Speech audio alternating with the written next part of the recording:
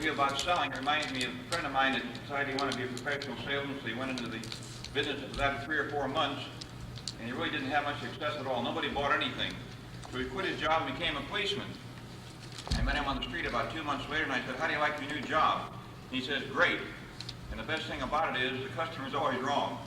You know, it's a funny thing. It's something I can't understand. To show you graphically, in the Wall Street Journal, maybe about once a month, there's a small ad. You'll see it if you look for it. It says, "Corporation gets articles published every month." And in here it illustrates and discusses the fact that a company that appears regularly, maybe 5 or 6 times a year, in periodicals, magazines, anything of a national origin, usually gets good readership, good acceptance. And so I wrote to this firm thinking maybe I'd like to get something in there too. And he says, "Mr. Brown," they're in Los Angeles, he says, "we charge a minimum of $120,000 fee. We'll guarantee you 5 or 6 articles during the year. There'll be kind of a human interest in nature. They won't be an ad. It'll be a story like you'd see in AirCal magazine or American Airlines, something like that. $120,000, and even then we're selective in who we have. We have all the clients we want." So I divided roughly 6 into 120. I said to myself, each article is worth about $20,000. Now these articles might just be something like that, 2 or 3 columns in the paper. It might be a page-and-a-half article. It certainly won't be an autobiography every time. So I said, if that's worth $120,000 to the smartest brains in the country, that's Coca-Cola, IBM, General Motors, it must be kind of important to get our own picture in the paper. How much is it worth? Well, you can put anything from nothing to $20,000, I guess. I'm trying to cover about an 8-hour topic today in 50 minutes. It's like if someone said to a stranger, "I'm going to teach you all about magic in 1 hour. Stagecraft, lighting, sleight of hand, costume, dress, gimmicks, the whole thing is impossible." So I'm going to resort to a lot of reading and things to demonstrate here, because I'd like to really share with you things that people have shared with me which have been very helpful. In the Sacramento Bee, which is my local paper, about 1978, there was, when the national election was on, there was a big stew about McClellan, who failed to report the contribution to Congress. There was something in here about the Russians. It's interesting, with all that political information that was there on the front page of the paper, what's the first thing most of you see? Well, she's not quite as pretty as Brenda, but it is a picture here of Mitzi Gaynor. The point is, whoever writes this newspaper and who's been running it for a number of years think it's pretty important to put that on the front page. So we might as well face the fact that beauty and sex appeal and charm and so forth is here to stay, and we probably should incorporate a lot more of that in our advertising. So I just show that for what it's worth. I'd like to start out with just a few notes and some observations in general about the whole concept of selling, advertising, promotion, public relations, and then we'll delve into a lot of examples. We've got to build a base in which to work. You know, the classic report among a lot of people, he's got pretty good advertising, his promotion's okay, he's got good pictures, after all he's working, and that's not necessarily conclusive, and it's not even unanswerable in connection with an entertainer's offering. A person might be working, it's like saying that a burglar is making money while he's drilling somebody's safe and somebody else is starving to death. He may be working for many reasons. Maybe he's got a friend in the business, maybe he's working for nothing, maybe his uncle's in charge of something. The mere fact that somebody is working is on a show is not adequate proof for what he's doing. If you take the total number of performances of all the magicians in the world and add them up and say how many of them are making a livable income to buy a home, pay for a car, raise a couple of kids and so forth, you're going to look at what, $20,000, $25,000, $30,000 a year. If you took the total number, maybe 500,000, whatever number of people claim they're magicians are part-time, you probably wouldn't find 1% that make a living wage for 20 or 25 or 30 years, like a doctor, attorney, an architect, an engineer, a salesman, or someone else. Now, of course, there's many reasons for this. The market may not lend itself to it. There's been a shrinking need for certain things. But the point is, there's very few people who really should call outstanding, successful money earners, and that's not just limited to magic, that's the whole entertainment business, of course. So it means you've got to strive harder than ever, and why not copy the experts? For example, it just doesn't surprise you. When the Ice Capade comes to town, you walk in, they say your program looks like this. And as you flip the pages, you see this sort of thing. And you don't say, my gosh, that must have been expensive. You look at it, you accept it as a matter of fact. You expect this because it's the best. When Mark Wilson goes to sell his program to entertainment centers and places like that, and it's a personal opinion, I think Mark is light years ahead of everybody else and merchandising magic. Remember 10 and 15 years ago when nobody saw a magician on TV, he was doing it weekly. He probably put in more entertainment centers in parks than any living magician today. And here's his folder. Lots of blacks and whites, glossies, and lots of color. And I'm just flipping these quickly because there's so much here to cover. So there's very few people who are really successful probably in merchandising and making a living. A person may be extremely clever on the stage. He's flipping 3 coins or doing linking rings with his teeth, maybe producing handkerchiefs with his toe. But as far as making a lot of money year after year after year after year after year, it's just plain hard to do that. So in trying to seek advice from someone, I went to a man named Russell Burnett. He was vice president of Marshak. Marshak is the largest advertising corporation in the world. There are a conglomerate of companies in New York City, and they only handle the #1 products of anybody in the world. So for example, the #1 lemon lime is 7-Up. The #1 cola is Coca-Cola. And so they handle all the leading products in the world. And he said to me when I showed him the kit, I'm going to show you folks later, don't change a thing, but keep on doing what you're doing. Because I was merely copying a lot of other people. He said, use more color, use more dramatics, spend more dough. And so that's how I got a guide as to how to handle the stuff I'm going to show you today. This discussion of advertising and public relations and selling kind of gets mixed up. So we're going to try to separate those today in discussing the various facets of it. I would suggest basically if you take 10% of the income you spend on magic and spend it on promotion and 90% on equipment, music, costumes, the rest of it, that might be a guide. So supposing during the year you say to yourself, I'm going to spend this year $2,000 on magic. Why not spend $200 on pictures and promotion and $1,800 in magic? I've seen so many cases where fellows who were extremely clever were starving to death, and people who are mediocre just were busy as could be. Because after all, before they even got the show, they got something in the mail that this guy's pretty good. And it wasn't misleading, but it was properly stated. And then when he got there, he used a little public relation, which we'll discuss during this hour. And then the show started. By the time the show started, the guy was already sold. It's like when you walk into the Bank of America, you don't say, I hope the bank survives till tomorrow. It's a beautiful building. There's great big pillars there. Everything is modern. You see the latest equipment. You're already pre-sold. It's just a question, do you want a checking account, a savings account, whether you're going to withdraw money or put money in the account. Well, if you pre-sell the customer before you even arrive, then once you get there, it's easy. When you go to a big theater and it says, hypnotist, the people are pre-sold. They say, he must be a hypnotist. The sign says so that the theater's here. It's implied consent. It's psychological. Channing Pollock made the comment to me one time, when you get out on the stage, you better have something happen in the first 10 seconds. If you don't, they'll be lighting a cigarette, taking a drink, telling a joke, and you aren't even looked at. So that's why the minute he walked out, down went the cane and a bird came out. Instantly, he got their attention. So in your promotion, advertising, talk, conversation, telephone conversation, whatever it may be, the first 10 seconds you better get their attention, because whoever you write to may have a stack of stuff going across his desk, and a lot of it may be like this. So when you send a little meager folder along, it hasn't got a chance in a windstorm.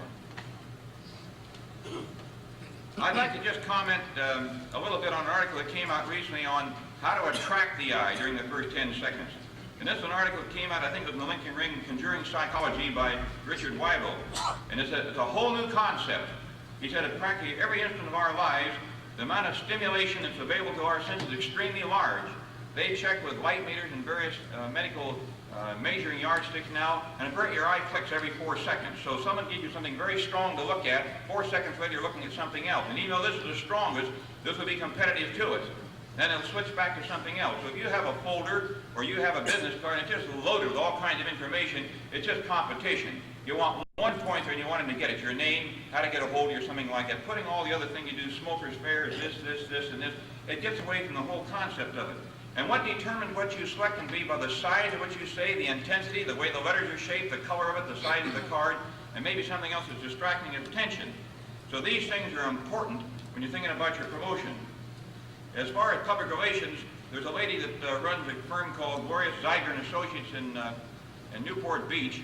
She recently put on a campaign to fight smoking, and her slogan was, smoke, choke, croak. Just 3 things. And then the whole campaign came out from that. It shows the power of saying, she said, what is public relations? She said, public relations is problem solving. So the minute Brenda and I get to a hotel someplace, the first thing we do is get our bags out of the taxi cab, we get them up to our rooms, and probably 5 minutes later we're down in the manager's office doing sleight of hand, close-up, mental, something where we're apparently solving problem. What's the problem? They hired us to come there. They want us to entertain the clients, and we're telling them how we're going to do the job. That's public relations. That's not advertising. We're right there. We're problem solving. And it depends on what you're trying to do for your particular public. Now that's different from advertising where you can write your own copy, control what you say, and you're just selling. In public relations where you find what the client's needs are first and you're talking back and forth. So the subject of the business of entertainment really consists, I think, of getting a listener and getting there and talking to them. Sometimes the question comes up, how do you decide when a person's a prospect or a suspect? This is something I saw somewhere I thought was very good.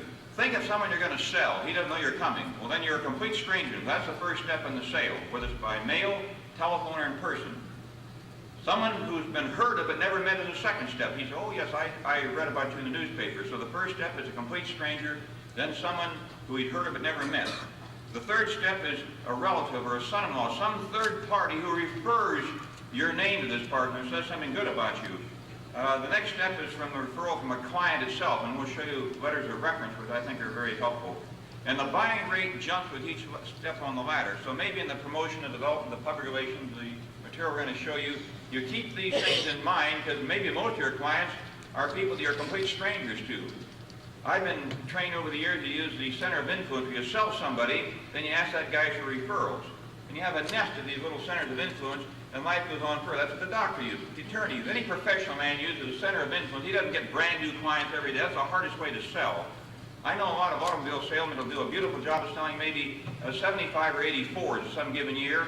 And next year they start with 55 or 60 new clients, and then 55 or 60 the next year. Rather than keeping that same group of clients, keeping their names, addresses, dates of birth, when they were married, a few facts about them, sending them cards, keeping in touch, every 3 or 4 years those cards wear out. But pretty soon you don't have to seek anybody new. He already likes you. He respects you. It's just a question of telling about the new product. And if you tie up 3 or 4 hotel chains, whether it be Sheraton or Hilton or somebody else around the world, where they know you, it's very easy to go back again and again and just seek new branches because they're expanding all the time. Solving the language problem. Everybody, of course, has to figure what your market is. Now, if you're in the field of magic and just want to do a few shows for your friends or neighbors, that's one thing.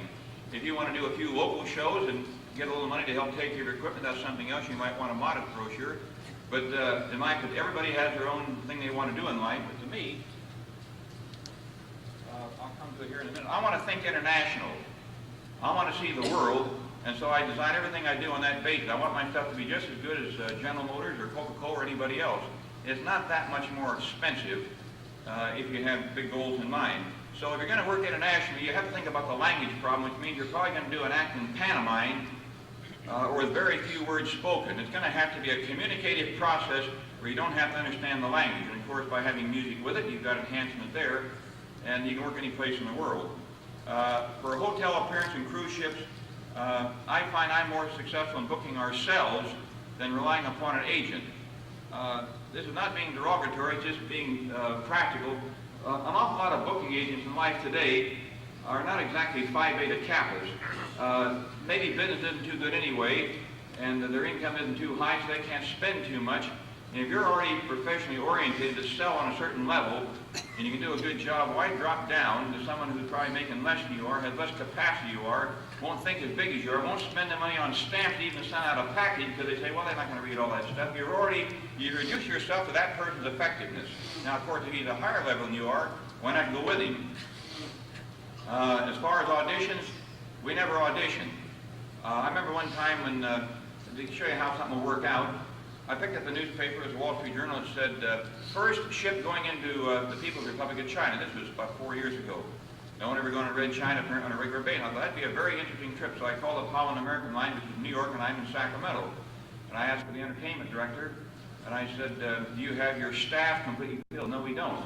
So I just introduced myself and said, I'd be very much interested in talking to you about this. And he said, well, of course, we'll have to see you audition. I said, oh, we never audition. But right away, it sets a level, you see. You got to assume you're as effective as he is. I said, I'd be more than happy to send you a little kit. Well, we'll have to see you audition. So I sent him the kit you're going to see in a few minutes. And a week later, we were booked. I literally got out in the middle of the ocean, and I said, just out of curiosity, you told me you had to audition. Why didn't you make us audition? He said, hell, with a kit like that, you had to be good. Now, my only point is, this had nothing to do with our capacity. Maybe we were good, maybe we were bad, who knows. But the point is, if you try to represent yourself as something you aren't, that's not proper. But at least the kit was clean, neat, it was effective, it was colorful, it told the story. And so the fellow said, with all these people saying this, which is the avalanche technique of closing sales, where you just shower them with proofs and let them be selected what they take. If you show a person 13 different letters from various people and just lay them there, he doesn't have to read any of them, but he just glances over this fixation in the eye every 4 seconds. You say, my gosh, if this person said it was good, and this person said it's good, and this person said it was effective, they're bound to be influenced. That's why you buy products all day long. You know, who bought the other board, who had the refrigerator, and so forth. As far as the economic crunch is concerned, we have to face it. There's a shrinking world as far as hotels and nightclubs. 1972, 1973, you could go to Chicago, New York, Tokyo, any place, you'd find 5 or 6 nightclubs. There are shows every place. Today you can walk in those cities and you're lucky if you can find 2 places. In Hong Kong there's 1 big theater. In Tokyo, what, maybe 2 or 3 that have real fine first-class shows, 20-piece band. What do? They spend $250,000 and get an electric disco in the hotel, and they have one guy that plays all the records, pushes the buttons, the lights flash, and that's all they got to have. They've cut down the labor. So you got to be more creative. Maybe it's trade shows, maybe it's more local shows. There just is not as many places. So you have to think about the economic crunch and say, when I divide my advertising, when I divide my selling, who is my market? Decide where you want to play first, and then develop your budget and your whole program around it. The question comes up in the business of entertainment, what about a partner and assistant? What about 1 person versus 2 or 3? Well, again, after showing you this article here, it was in the paper with all the publicity and who was on the front page. I started out about 1967. I had to be in Europe at that time at an insurance convention. And I was sitting there in a nightclub in Germany, and I saw this act come out. And from the salesman, it was a challenge. I said, gee, that guy's not doing too well. If he can do it, I'd like to do that as a challenge. So I came back to Sacramento, and Channing Pollock happened to be at Lake Tahoe at that time performing. I said, Channing, can you help me twist my act around, which was not designed for nightclubs? And he said, yes, come to Los Angeles. So I spent a couple of weeks, and we did the thing he said I had to do. Then I went right back to Europe and started out year after year on that particular basis. After 3 years, I realized that I'm competing with the 1980, the 1970, the 1975 concept, which is beauty, color, attraction, girls, all the things that are important. So at that particular time, I happened to meet a young lady who was selling my wife perfume. She happened to be a former Miss England. And it just so happened she was going back to Europe that year, so I said, well, how'd you like to work with me and do the show? So we did that first. That's how I got started in using someone else, so to speak. And then I developed a folder, and that folder just had an inside page to throw a few pictures, and that was my start, and let's say professionally selling magic abroad. I came back that year. Next year she wanted to go into the modeling business, so I was down to the local supermarket, and I met a couple that I've known for years, Jack and Jackie Payne. And I said, gosh, I need someone to help me. I've decided to use a woman full-time. And Jackie said, why don't you use my daughter-in-law? I said, oh, she's much too busy with her husband. He said, no, they're just getting settled back in Sacramento after the war and so forth. So I met Brenda, we teamed up, we've been teamed up ever since. Unfortunately, between their bookings and the ones that Brenda and I do, there never seemed to be a conflict of schedule because we either work together or we have advance notice. So I realize now that by having a second person, and for a man that obviously means a woman, what are you getting? You're getting charm, you're getting color, you're getting sex appeal, you're getting talent, you're getting all the things a man doesn't have. And you can pick up the most expensive magazines today and look at the advertising, whether they're selling computers, typewriters, or tractors. In a lot of cases, you won't see some scientist holding up the piece of equipment. So why not use the most powerful force that's there, and that means in high-grade taste, and automatically just raise the whole level. So that's what I would say about using an assistant. I think you have to sell all the time. You have to keep your eyes open. You don't pay the price once for success in any business. You're doing it every day. You don't say, I'm going to divide the folder, and that's good for the next 20 years. I think that 90% of the entertainers have advertising is 30 years behind the times. I'll never forget one time Bascom Jones, who's a good friend of mine, who's head of public relations for Hughes Aircraft International. He had a friend of his come up who I respect very highly. This man does a mental act. He's very good. He lectures very well, demonstrates, he shares very, very well, but he knows absolutely nothing about selling. He said to Channing, I don't know how Bob Brown and Brenda go all over the world. I can do better than they can, and he probably can. He can probably do a better mental act than we can. And he brought out his folder, and this man was sincere. He was not trying to be funny. He was trying to be informative. And he showed Bascom a folder that looked like it was done by some kid out in his garage with a second-hand toy. This man did not understand selling. He spent so much time understanding the presentation that he forgot no matter how good you are, someone has to first know about you and be interested in buying your product. So it might be better to be moderate. You might be on the scale 1 to 10. It might be better to be 65 as an entertainer and 85 as a salesman than to be 90% as an entertainer and 0 as a salesman. I'm sure some of you know an awful lot of good acts around the country that aren't working. Let's talk about how we sell the jury now. It's not enough to tell the program chairman you're good or just to give him a folder. After all, if you are on trial, your attorney wouldn't stand up and say the person's not guilty. The jury's not going to believe that. You've got to present evidence. You've got to make a well-prepared case. You have to have a plea. You've got to follow a rule that's simple, understandable, and practical. You've got to pretend like the people you sell are your jury. They're going to gather the evidence, and you're going to present it to them. What? With letters, brochures, pictures, letters of influence, and maybe some personal conversation. Now carry the exercise a step further. What would the lawyer do to capture their attention? During his open remarks, he might rely upon dramatics, a color, a visual aid, or a provocative statement to the jury. You would do well to do the same. Your brochure, when you open up, has to say something. And in our particular case,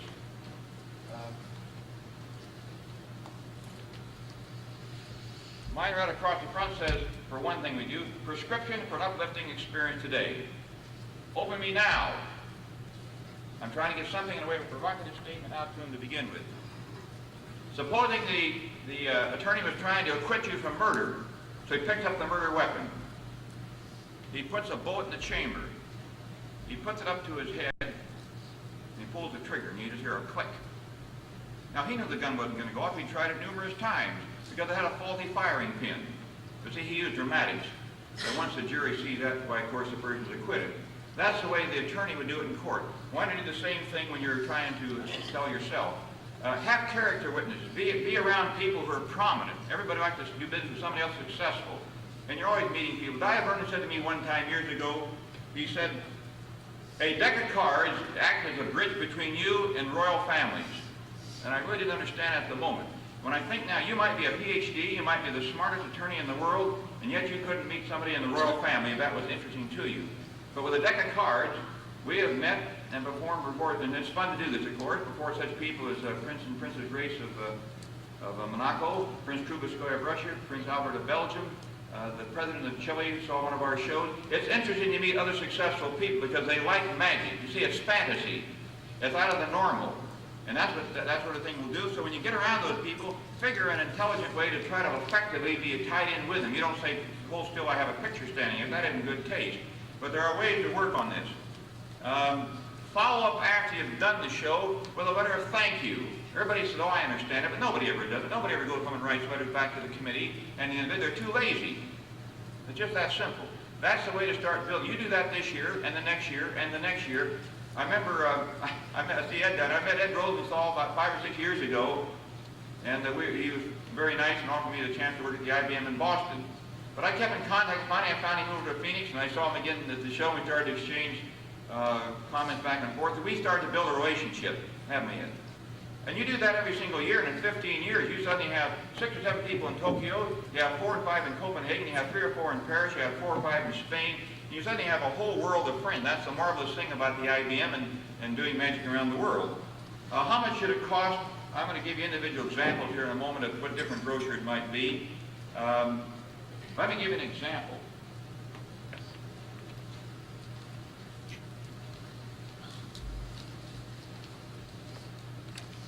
Here's a brochure that's put out by a paper company, and they want to sell paper to printing companies. But instead of telling about all the qualities of the paper company, they put out a little brochure here, and they showed the magician and his partner on the front page, and doing a couple of tricks here on the inside. On the back, all it says about the paper is, for any idea that's worth the paper is printed on, you call Warren. They put out a second brochure here in color, and in here they had the rabbit that comes out of the hat. Nothing about the paper company, except on the back it says Warren, for any idea that's worth the paper is printed on. So there's ways to subtly say you're pretty good without putting your name and all the great things you do all over the paper, tie into something else, such as third-party influence or giving them something they can use in their own business, and then maybe some little slogan on the bottom of it here. These are ads I picked out of the paper that I think effectively do a job. This one here says, nobody has the impact, no one has improved the impact on whole life. It shows the Mona Lisa, and she's got her eyes in different pictures. But nobody's improved the Mona Lisa. They don't ever try to touch up a Rembrandt. And this sort of thing captures the eye. I think this is very effective here. This hero trying to sell herself as a model. And watch how she does it. Let's see how much she says about herself. Not one single word, really, other than their statistics. The pictures tell the story, don't they? What's that 4-second fixation before the eye moves? This is competing with everything else on the man's desk.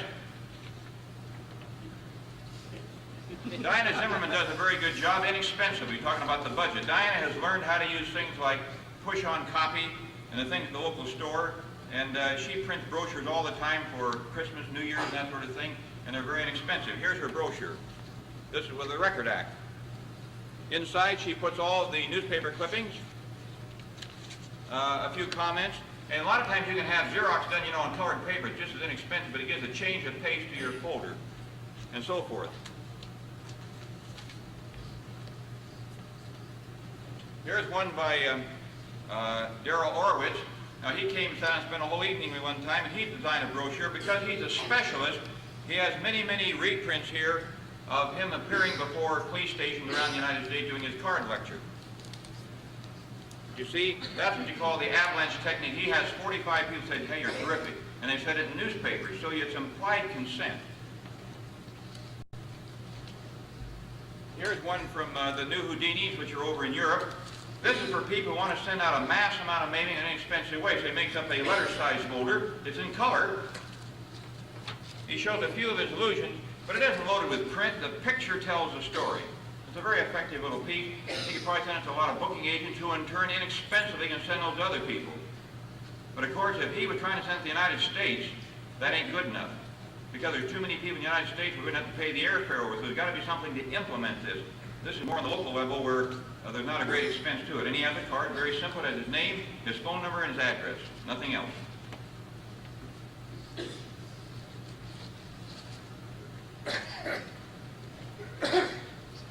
Photographs, I think it's important to have good photographs. You can't just go downtown for $21 and have a few black and white and call it quits. There are so many pictures. You look in the IBM for the next year, look in the linking ring, here's a typical picture of a magician. He's going like this, fan of cards and his hand pointing to it, or he's got a bird fluttering. What's interesting about that in 1983? That really isn't the greatest amount of imagination. So it's hard to get an effective picture with dramatic in it today. I fortunately happened to contact a man in my community who is a fine photographer, and he's taken pictures maybe 10 or 15 years, but now it's harder to figure out a new one each time. But he uses lighting. He uses lighting to dramatize the picture. He doesn't load the picture up with a lot of magical apparatus. There's nothing very interesting about seeing a writing card or a fan of cards or a bird flitting on the finger necessarily. Now I'll show you one here that's in our presentation where it is interesting because of the way it was taken. And we'll go from there. Whenever we play internationally, the first thing we do is check in, go down, see the manager, do a couple close-up tricks to impress him. And because I think mentalism is a very important thing in life, and a lot of people's mind is being interested, we do a little telepathy or something like that. And then the next day I say, why don't you call up the local newspaper media and have a luncheon, and we'll have a little 30-minute press interview.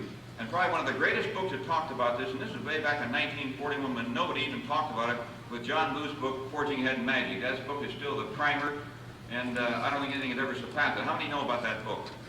Isn't it a great book? And John, when was that reprinted? 5 years ago it was reproduced. It's really a great book. Another one which is very fine is the Success book, printed 15 years ago was the first time. Where is Jay? That book, he said that's been printed about 1,500 copies. 1,500 copies have been sold. It sells around $75. It's a complete Bible on the various aspects of show business. At this time, I'd like to start showing you some examples because I'm afraid we'll run out of time. Then we'll get back to the other parts. Brenda and Jack, can you help me up here just for a minute? I'm just going to start showing you how we went about getting these various pieces. Now, what happens is if I want to book a show in Timbuktu, the first thing I do is say, where do I want to work and why? And I'd make up my mind why I wanted to go there. Then the guy gets something like this in the mail. He'd get an envelope like this, his name would be on it, and it'd be maybe that thick. Because you see, we've averaged, and please understand, I'm trying to be modest, but I want to share this thing as it works. We get an average of an article every 3 months. We have over 125 articles just in 13 years. You say, well, how did you get so many? You get a natural feel for this thing, like a natural fisherman. You just see opportunity all day long when you're in the sales field. So I sent him a big fat thick he couldn't possibly read. It so showers him with proof that he reads what he wants and he gets the booking. We average 1 out of every 2 sales. If I write to 2 hotels for the summer, I'll get a booking out of 1 of them. I don't have to write to 7 or 99, just 2, 1 out of 2. Because most people don't use this system. So he gets this in the mail, he opens it up, and this is the first thing he sees. He says, this must be something about a show or something, I guess. And he opens it up. Can't see over here, sir. Hold up a little higher. Thank you. Over here. This is what he sees. Right. He opens it up, and he sees this. I'll tell you the story about this kind of interesting. I went in the Magic Capsule one night, and there was a gentleman there doing some sketching for somebody. He was going to sketch inside the Magic Capsule. He did such an effective job. I said, how about sketching something for me? And that's what he came up with. Now see what he's done? He's put the various cities, which at that time we performed it. We performed, I don't know, 5 or 6 cities, Switzerland, Singapore, and so forth. But because I'm hiding, it looks like there's many more there, doesn't it? They say, my gosh, there must be some more. He's hiding some of them. So you get more credit for the effort. It's not misrepresenting, it's telling you exactly what we did, but it's using a little effective thought behind it. And then when this opens up here, it shows Bob Brown and Brenda. In the bottom here is a folder to put all the kit. So this is our latest adaptation. So he opens this up, and here's what he sees. I'm trying to understand how to work this. I guess I'll take the mic to me. With me. You want to hold that first one up? Now this first one here is when I'm working by myself. I went to Switzerland. I called up the people at the Palace Hotel and said, why don't you invite the press over? And so they took pictures of me here, and there's just a bird fluttering in my hand. Here's some more of them here before me outside before the lake. But see, that's just a picture of holding up a cage. Well, 1967, not IBM, but what's so hot about that? I'm just holding a cage. But it's the best I could think of at that time. It was a start. Then we started in when I was fortunate to meet Brenda, and this is where we're performing over in Spain, France. These are just either pictures of the billboard we're performing, or they performed as showing birds out of door. I tried to use animals, sex appeal, color. You know, in Darrell Fitzke's book, Showmanship for Magician, it has about 25 elements which cover every facet of showmanship of why people like something. Use that in your advertising. This again was in Cannes in Spain. These are all separate shots. We ask people to come and take pictures of. Now some of them are posed pictures. I bring a half a dozen pictures with me, but I try to get them to take local pictures. Like in yesterday's Hawaii advertising, you saw a picture of us doing levitation out on the beach. It looks more informal that way. They get tired of seeing the same pose all the way through. You lose interest. With this fixation in the eye, there's a lot of stimuli, and you've got to change that are going to capture their attention. This was in Japan. At that particular time, we didn't hit the newspapers, so we took the local letterhead the hotel had and said, why don't you print up our announcement and put it on the door of everybody in the hotel? And they did that. So that was one way to get started there. This again was in Japan, Copacabana, and a few places we worked. Then we made up our first poster here, and that's it folded up there. The back of it, you can see, has color on it. But when that thing is folded up in the kit, all he sees is the Japanese lettering. He thinks international. He can't interpret it. Who cares? He thinks international. From Sacramento, he must have been in the Orient, and we hope it'll get his attention. These are getting more of the same thing, which was the first show we did. Now, we got to Japan for the PCAM, and it already printed and given out all the posters showing all the acts. So I got a hold of the chairman right away, found the printing company, and had 200 printed. Dick Zimmerman took 100, I took 100. Now I have that poster too. Posters are good because they have a lot of color, a lot of action, and other magicians organizations like it because they show you perform for their like group. Okay, how about the second one? Here's more of the same thing. This we advertised in the amusement business 1 year ago to about 40,000 booking agents around the world. It might be a thing you want to consider. Bill Larson, when they had the It's Magic, I said, Bill, would you mind if I reproduce the folder? He said no. So what I did was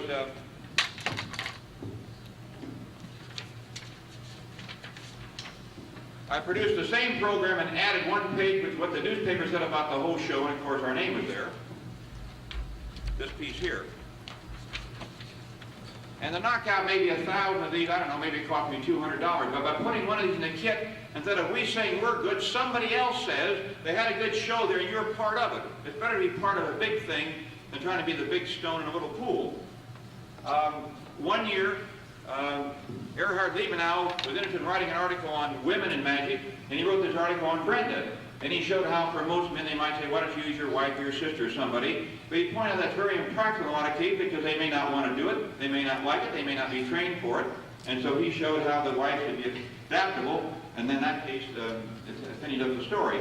These are small pieces. I always encourage the hotels, wherever we're working, to make up some kind of a table card. So for example, the KO Plaza in Tokyo, they made these up, they put on the table, it said, we're performing there. I said to them, how about making an extra $1,000, I'll pay for them. They made them and gave them to me for nothing. They'll do that in a lot of cases. When you bring those back home, they will tell the story. These other little pieces here are the same thing. They're programs from the nightclub where we work. All we do is get copies of them and reproduce them at home, and they show you been there without you saying a word. These were articles out of the newspaper in Tokyo telling about the shows we did there. And TV guide for the show, what was that, vaudeville? We took the front cover and took out the inside where it said we were on the show, circled it in red, and glued it back in with spray glue, and that's all there is. Now, rather than saying we work TV here and here, just put the folder. They open up and they say, let's see, 7:30, oh, they worked on TV. Isn't that more powerful? See, it's third party. It's low sell, isn't it? But it's sure powerful in getting the guy to do the job. 2 or 3 years ago on New Year's, we worked at the Hilton in Amsterdam. I told the fellow ahead of time, make up an extra 1,000 folders. He forgot. This happens. So I picked up the 200 I could get my hands on, and it shows the menu and the New Year's Eve events, and the center shows the apps. And of course, our app is there. Assume that most of the time you ask for these things, they don't get done because people are human. It's human to fail. Most people don't plan on failing, they fail to plan. But these things are powerful. See, it's in 2 or 3 colors, it's nice, it's attractive. And what do you think the Hilton manager, some other hotel, is going to say when he sees this? Gee, that's pretty good, maybe we ought to hire these guys. Now this is a tremendous thing here. This is the front page of an article that appeared in the India Times. Brenda and I were down at this IBM in San Diego, what was it, 1978? Is that when that was? Right. And we were standing in a booth, and some gentleman walked up in a pair of Levi's and an old T-shirt, and he didn't particularly, appear to be an executive. And Lou Jacobs happened to have one of our posters there. And he said, do you have a copy of that picture? And because I've been in selling for 30 years, right away I sensed it. Like a fish going to snap at the bait. I said, yes, what do you need it for? We're writing an article in India. 10 minutes later, I called the satellite photographer, had color separation sent to India, and didn't hear anything for 2 months and thought, well, that's a dead issue. 3 months later, they printed 500,000, the largest thing they've ever done in 20 years, of an article, and who's on the front page? There was a lot of very fine magicians at San Diego Convention. Certainly we were not the greatest, but our picture's on the front page. Out of 500,000 copies, I immediately wrote back and said, I'd like to get some copies. He said, they've all been sold. My greatest opportunity in life slipping. So I pleaded with him, and somehow they dug up 200 and sent them to me. But see, here's the...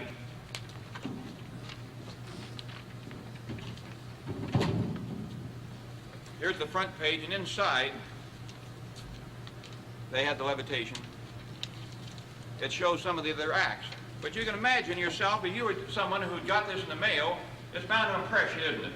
It was just a stroke of luck. It wasn't any planning. I just happened to be there and heard about it, but something inside, I could feel the vibe that this is the time to strike. And that's what she's doing all day. The minute you walk in that hotel with your bags till you leave, if you're sensitive to this sort of thing, you'd be amazed how you can pick up ideas.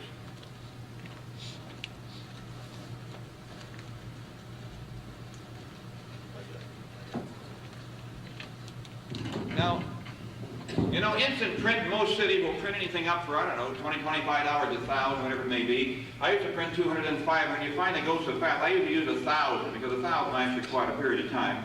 Thank you, I appreciate that. But here's an example. These whole articles, we did a series of shows through Germany. We went to Dusseldorf, Amsterdam, Munich, and one other place. And so the Hilton just followed us all the way down the line. So this particular article I happen to have read. That was the way the newspaper was. Now that, instead of costing $20 a thousand, cost $40. It took 2 covers, had to run it twice. So why spend 20 bucks more? You see, it gives contrast. It gives change of pace. It captures the attention. What was the form we said earlier? How the eye changes, how you have all the competition in life. I hope the newspaper or whoever's hired me sees that color, adds a little bit more. Now, because the article is small, I'll put 2 or 3 of them on one page. I don't use one page for every newspaper, but I don't try to cram 30 of them on one page. That's 1940s. In 1983, you better have just 1 or 2 on a page. Here again in Germany, I use color again. See, it isn't much, but it adds a little dash to it, adds a little sex appeal. Here is in Brazil. Now here's a posed picture. You say you're just standing there holding a bird. But that picture isn't too hard to look at, is it? Because a professional photographer took it, and the right person in the front there. This is important. Your magical magazine, a lot of times they're looking for newspaper stories, articles, and hocus pocus happened to put an article out until we told the story there, and that's how we happen to get that. Okay, next one. I think by just telling you how I had these things work for me, you can go home and think and say, in my circle of influence, how can I get the same things? This was in Tokyo. I was very pleased that Yoshio Tamuro sent this to us after he performed levitation in Tokyo. Maybe you can find some particular trick that captures the public's imagination. Go back to Darryl Fiskey's Show and Trip Magician and say, what are the most important things that attract people? Transformation, disappearance, appearance, levitation. There's certain tricks that are more effective than others. We unfortunately happen to have levitation, and we use that to the hilt. It's appeared in every major newspaper in every city we've gone. We've never appeared in a city where it has not appeared in the newspaper, and so because floating in air is the kind of thing the public dream about and like to do. Here it's done outside in the snow at Magic Hand. It was the only thing in the paper for the first 3 days, because people don't float in the snow, do they? How many people have seen people float in the snow? Here it was done in Rio, so we said, why don't we do it behind the big mountain? And so they took a picture of it outside. You can show them the back just for a second. And this was sent to, see the beautiful cover? This was sent to 40,000 other people working for all the intercontinental hotels in the world. So see, isn't it a door opener when you go someplace else? They say, well, how'd you get it? We walked in the hotel, checked in our baggage, saw the manager downstairs, did a few tricks, said, how about the newspaper comp for the next day, and that's the way it came about. Here's another one. In fact, here's one of Jack doing the, on this tall unicycle you saw last night, standing before the same mountain. I like that one. He doesn't like that one. You see? This is a folder here that told about the levitation and how it worked. I was telling the public, here's what happens if a girl floats and does this and this. Then later on, we had another one here, it happened to be in the stuff we're giving away today. We'll show you in a few minutes. It tells what the public said about it. You see, two different folders with two different sales. One says, here's what we say this thing will do for you. The other, from a third-party viewpoint, said, here's what the public thinks about it. Then another thing you want to get into in life, I think it's helpful. Everybody here has hobbies and side interests, and something besides magic, I hope. So at one point in time, when we were in Los Angeles, there's a nationally known artist by the name of Danny, D-A-N-I, and every year at the Festival of the Arts at Laguna Beach, which is a worldwide event, various artists submit various things, and she was going to design some sculpture, and she selected Brenda as the model for developing a thing called Magic Doves. And here's a picture of it here. And then after this thing was designed, they made, what was it, 15? 18 of them. They're selling currently now, they've got about 2 or 3 left. I think the last one sold around $12,000, $14,000 each. What am I saying? Attach yourself to something that had nothing to do with magic, something that's of culture, something that had to do with the public.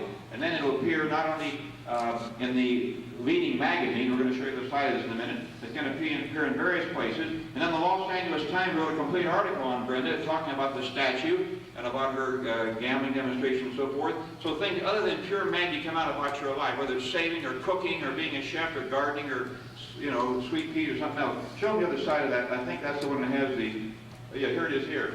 See that kind of a magazine? You know when I said the guy charged $120,000 for 6 articles?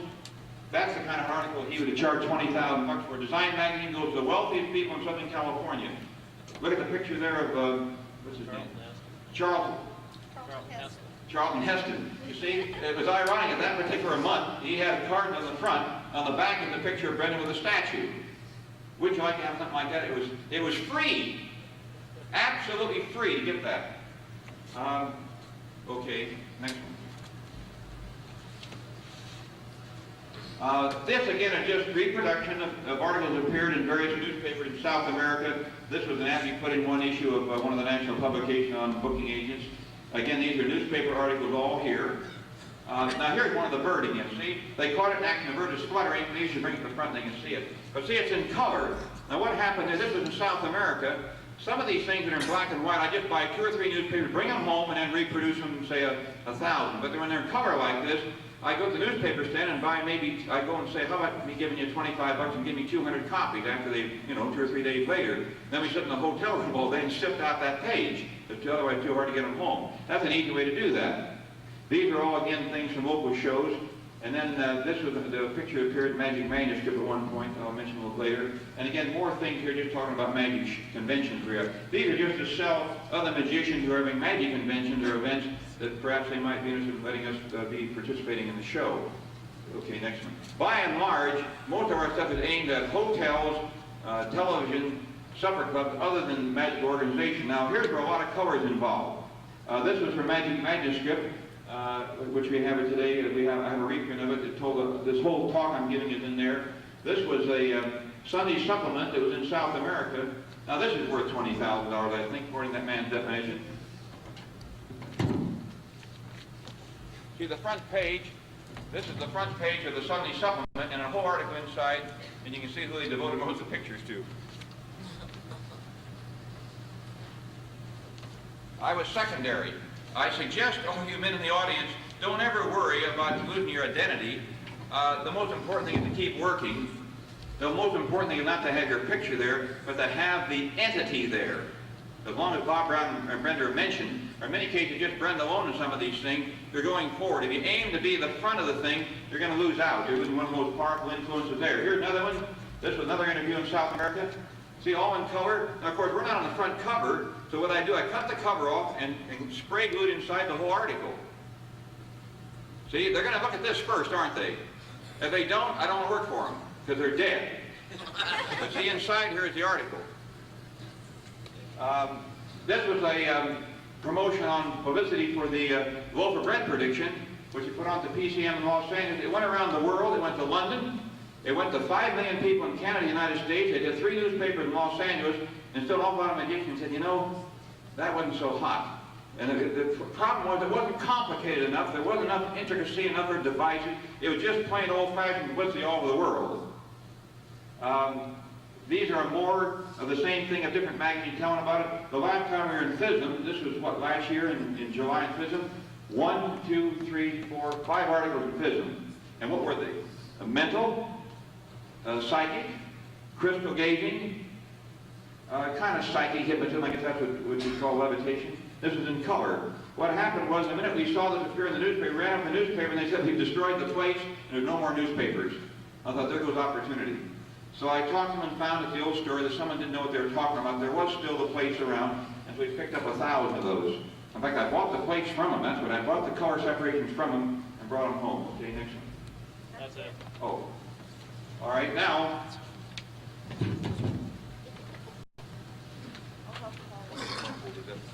This was a poster we used in 1976 at the PCM. You say, where do you use posters? Well, what happened there in trying to help them raise money, it was just a little thought on my part that how can I be of help to them?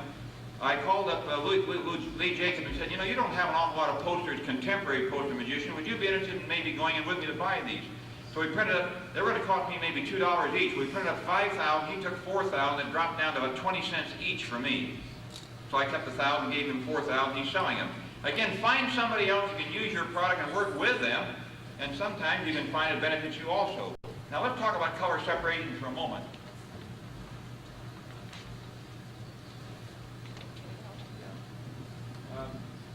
Jack, can I? Oh, here they are right there. Some people are always asking, can I have copies of these? So today, for those who may be interested, I've only got 60 of these with me. But here's a reprint of Magic Manuscript, which has to have the entire talk and presentation, how I booked and so forth, and has our pictures in it. Secondly, in here is this latest piece, which is just selling close-up magic. It's pretty hard to write a letter to somebody 10,000 miles away and say, why don't you use me in your fine hotel where people pay $75 a night, or $75 for a meal, nice wine, a nice dinner. They don't want to be disturbed with someone taking a card or a coin clipping up your sleeve normally. But visualize getting this in the mail, and inside it says that this is a representation of the St. Francis Hotel in San Francisco, which it was New Year's Eve. There's 4 or 5 testimonials from leading hotel owners around the world, and then it has this sort of stuff inside of it. They see this, and a little comment about each trick. This,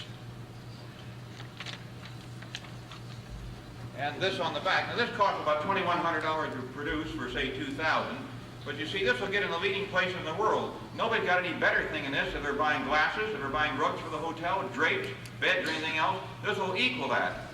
And that's what you're trying to do. You're trying to be on the same level as everything else they sell. Now inside here, we told the photographer, we took these pictures, and by the way, here's a fine piece of parchment paper to make it high quality. We've got our initials embossed on the bottom to give it a high quality look. What we've done in all these pictures is not focus on ourselves, but on the expressions on the people's faces. So when the guy gets it, he says, you see what your clients are going to be doing? They're going to be happy, having a good time. So that's in the kit, a list of all the various books I suggest you read on selling, advertising, promotion. This brochure here is the one I said that said what other people say about the levitation. It's just reprints of articles from various people who talks about the levitation which we wanted to promote, and some more on the back. One of the nicest things I've ever had said about us was to Bill Arson and Jeannie one time. He talked about the act of Bob Brown and Brenda, and he said, well, if you don't like the man, you just look at Brenda. Now, let's talk about color separation. What they do, they take the pictures, and after they take a picture of a given slot, you see they have these color separations. First, if you just want one color, you'll have one negative. Then if you drop the second one on top of it, you see it gives a little tone. You can drop the third one on, give it more tone, or you have it in 4 colors. 4 colors is the maximum you're going to use. That'll produce every color in the rainbow.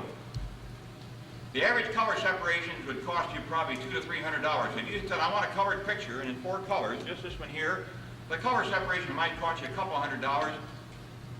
To knock out 1,000 might cost you maybe $600 or $700. If you just want it one color, you do a little bit less. If you want more colors, you do it more. But you see, you have a finished product there for the rest of your life, or as long as you're going to use the number you have printed. You say, gosh, that takes an awful lot of money. Well, suppose you go out and buy a zigzag, or some clever device that shoots cards up the sleeve. You're not going to book somebody in Tokyo with that. You got to book them with this first. Then you better have an act to back it up. So you got to, maybe we all got to change our thinking as to how we allocate our money between our costume, the show, the tuition for lessons, promotion, phone call, and all the rest of it. Here's a chart put out by a printing company, and I'm not asking you to read this here. I'm merely saying you have to take my word, but this chart shows the various costs of printing a job. That's the makeup, that's the artist time, that's the paper, the printing, and the 4 color, and so forth. You may be surprised by this.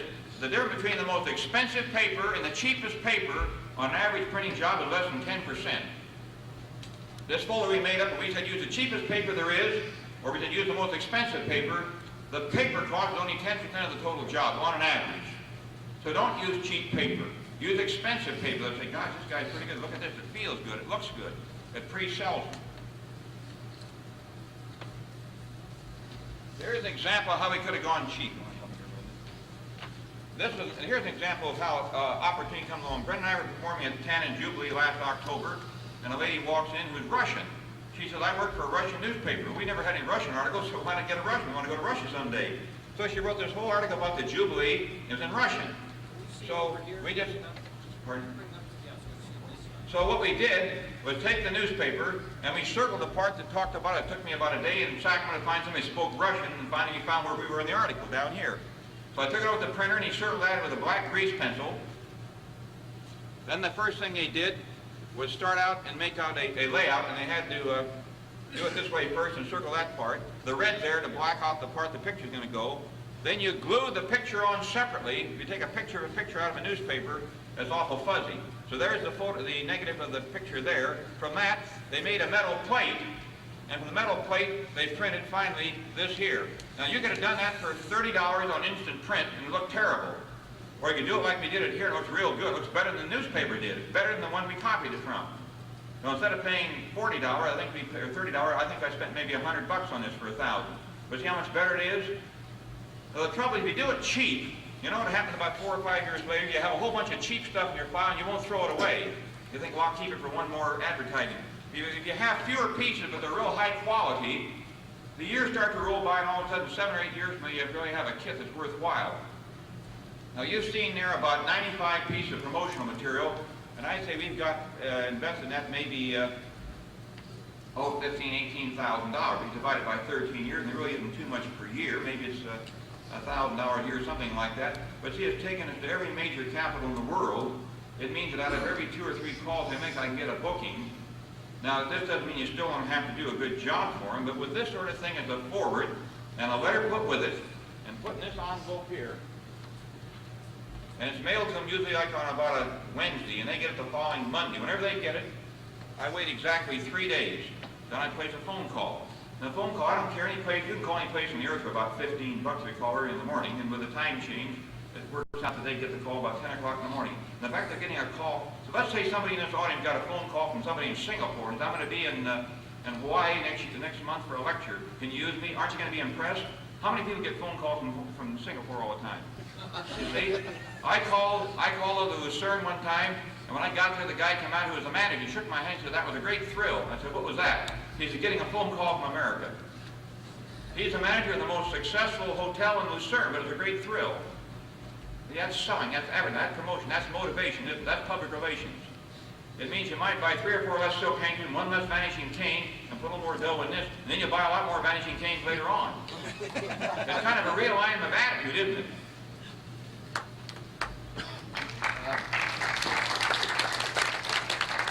I'm pushed for time. In fact, at 2 o'clock they told us to finish no matter what. All I can say at this point is we're going to have, for those who may be interested, well, here's one right here. If anybody wants these cost me about $1 to reproduce. This cost me $1.50 to reproduce. This cost me $2 to reproduce. And here's a list of all the books. I'm putting the whole thing in a kit and say, if you have $3 and want to have these as examples, we do have a few of them over here. We can answer into the questions at 2 o'clock. You've been very attentive, and thank you very, very much.